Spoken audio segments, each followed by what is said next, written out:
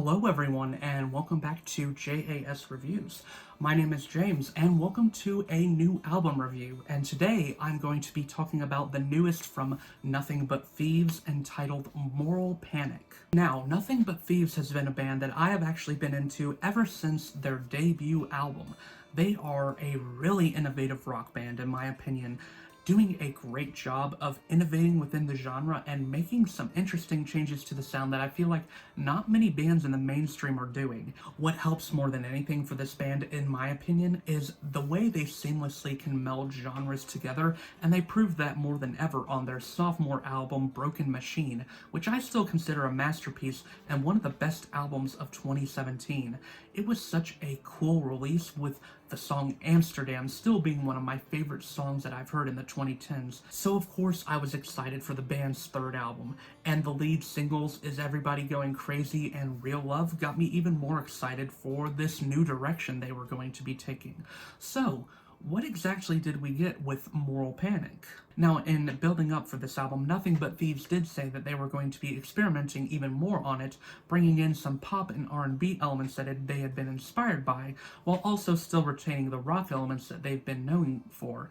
And they said they were doing this because they're trying to continue to push rock genres, and I'll admit, I was a little skeptical because when a band says they're bringing pop elements, that sometimes means they're going to sell out and abandon any sort of rock genre entirely, but thankfully, that is not at all what Nothing But Thieves do. Not at all.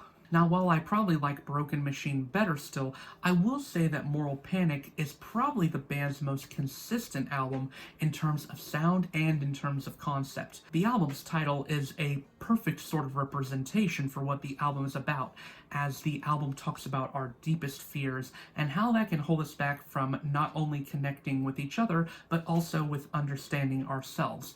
And they immediately do a good job of establishing this concept on Unperson, which shows this album's sort of political bent that it's going to have, and the political bent is what makes this album really stand out in comparison to some other rock releases like it. Now, Unperson is a song that I might appreciate more than some.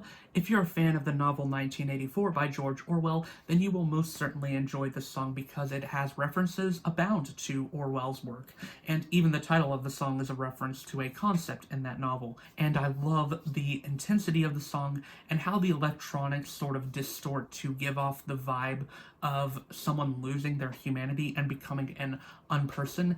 And Connor Mason's vocals are also sort of robotic in this song, which I think actually works for giving that vibe off. But you do see the humanity still coming through when it needs to, such as in the chorus when he is expressing his anger, that he's not just someone who's a part of a machine, that he has his own thoughts and he has his own ideas. This song is pretty cynical in that regard, but I think it's important that it is because it does ultimately feel very relevant to the times right now. Is Everybody Going Crazy was the lead single for this album, and honestly, at the time it was released, it was almost a perfect sort of representation for what was going on. The pandemic was starting in the US, and it had already been going on in other places. I wouldn't say the pandemic was starting, it was at its peak, honestly, more than anything. And the songs, even though it may not be exactly about that, it still unsettlingly feels related to it, but the band is still sort of more generically commenting at the same time on how everybody seems to be losing the sense of themselves in this very divided time in our world, and this time where we're really pulling apart from each other. And the band comments on that in a pretty good way, I feel like, and in a way that is also pretty catchy. This is a song that first introduces, I feel like, more of the poppy influences of this album, and honestly they work really well and make for this song being really catchy, almost to a criminal degree, honestly. What I appreciate most about this album is that each song sort of taps into a different type of fear, which does help with the album's title. All these different types of panics are different types of fear, and the title track taps into people's fear of climate change, or of the existential fear that the world is eventually going to end one day. And this song is definitely the most experimental, or one of the most experimental on the album. I just really like how this song continues to build its intensity and make it into something that is pretty unique for the band, and something that feels wholly unique to this album's identity. I really enjoyed the song's subject matter, and I like that the band is taking the idea of climate change seriously In that way, they'll be able to connect with their younger audience for sure. Now, for as much as I liked Is Everybody Going Crazy, Real Love Song was a single that stood out to me way more because I liked how the song was sort of ironic in its title, as it talked about love in a much more raw and realistic way than a lot of songs do. This is the first song where I would say we see some sort of spark of hope on the album, even in the midst of the darkness, which I feel like is the theme of this album, is that even though we do have all these fears that are attacking us, we can still, at the end of the day, come together with those we care about and try to navigate these fears together. And I like the almost sort of electronic EDM-infused breakdown the song has that makes it work all the more. And Connor Mason's vocals are really good here. And I also like how the guitars work with the electronics, creating a really good unity on the song that makes it one of the biggest highlights on the album for sure. Phobia was a song that totally caught me off guard the first time I heard it, and honestly, it was in the best way possible. This song is absolutely menacing in how it sounds. It feels really unsettling with these dark electronics that almost feel like a dark synth club beat that you would hear. Not something that Nothing But Thieves has ever done before, but I love what they do with the sound here. And you can almost feel like they're influenced by the likes of Marilyn Manson and Billie Eilish, which is an interesting combination. I say Billie Eilish because Connor Mason brings across these whispered vocals that bring to mind Bury a Friend for me, and I really like how he taps into these deep dark fears in this song and does it in a way where he's doing it in the perspective of a different person. I also appreciate that the song stays pretty unpredictable. You don't really know where it's going to go, and then it turns into a huge rock number at the end, which was a really unexpected but really cool surprise that ends this song out on a huge high note, making it one of my personal top 3 favorites on the album. Free If We Want It is another huge highlight on the album, and I think it's because it's the most positive and most hopeful track on the album.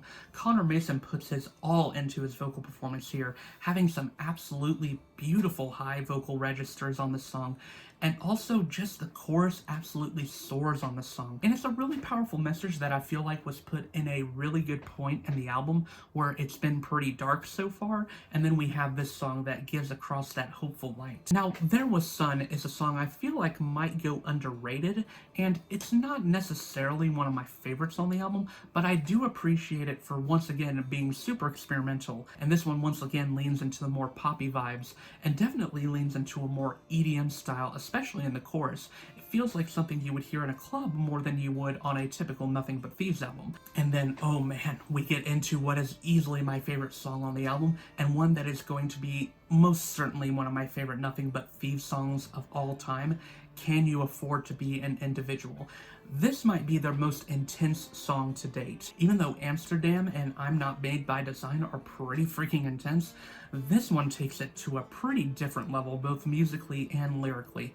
This is the most blatantly political I think Nothing But Thieves will probably ever get, and I sort of appreciate the message they're bringing across here. I do think that the song does a good job of balancing things out and making arguments for how both political parties have betrayed people to a certain degree, but I think that is ultimately sort of irrelevant in a way because the song is more talking about looking at yourself in the mirror and acknowledging the very dark parts that exist within you and seeing those distorted parts of yourselves that you're ultimately too afraid to look at. Once again, tapping into that fear, and I think this is the deepest and most existential fear here.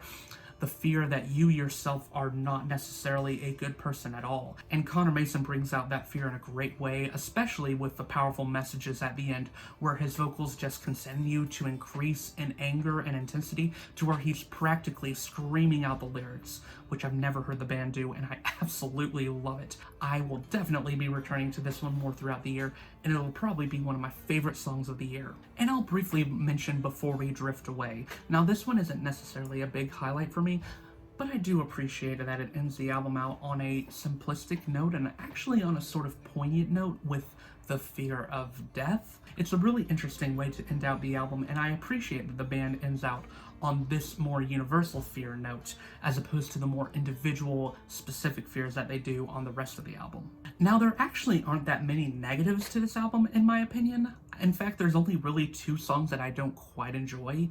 This feels like the end feels like it's actually sort of copying off of Amsterdam in Me to a way, and in fact the band says that this song was inspired by that, and you can sort of tell. Honestly, I just think the song is a little forgettable. And then you've got Impossible, which is a sweet enough ballad, I suppose, but is sort of ultimately forgettable in the grand scheme of things.